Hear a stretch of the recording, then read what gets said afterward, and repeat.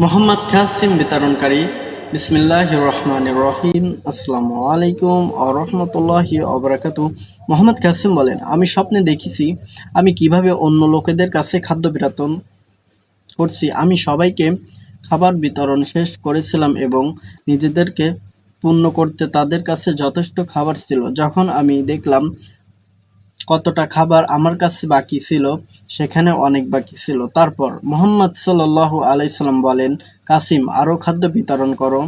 আমি চারপাশে তাকালাম এবং সবাইকে সন্তুষ্ট এবং পূর্ণ লাগছিল। তারপর আমি আরও খাবার বিতরণ শুরু করলাম এবং মানুষ অবাক হয়ে গেল আমার দিকে তাকিয়েছিল। তারা আমাকে বলছিল, কাসিম, আমরা সন্তুষ্ট এবং আমাদের পেট ভরে গেছে। আমি বিতরণ অব্যাহত রাখলাম এবং আমি দেখেছিলাম কিভাবে এখন খাবার বাকি ছিল। তারপর আমি কি নিজেকে বিশ্রাম রাখা উচিত নয় কিনা ভাবছিলাম। তারপর আমি এমন কিছু নিয়ে ভাবা যা আমাকে খারাপ মনে করছে। আমি ভাবি, যদি মোহাম্মদ সাল্লাল্লাহু আলাইহি সাল্লাম কারোর স্বপ্নে আসেন তবে কি হবে। তাকে বলে যে, যাও এবং কাসিমকে বলো যে মোহাম্মদ সাল্লাল্লাহু আলাইহি সাল্লাম আরও খাদ্য বিতরণ করতে বলেছেন।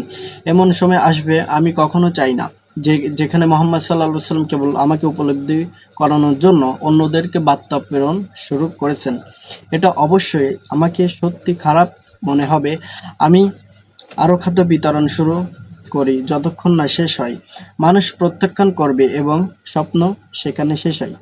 এবং মোহাম্মদ কাসিমের স্বপ্নগুলো বিস্তারিত জানতে আমাদের অফিসিয়াল হোয়াটসঅ্যাপ গ্রুপে জয়েন করুন এবং ভিজিট করুন mohammedkasimBangla.com। জাযাকাল্লাহু খাইরান।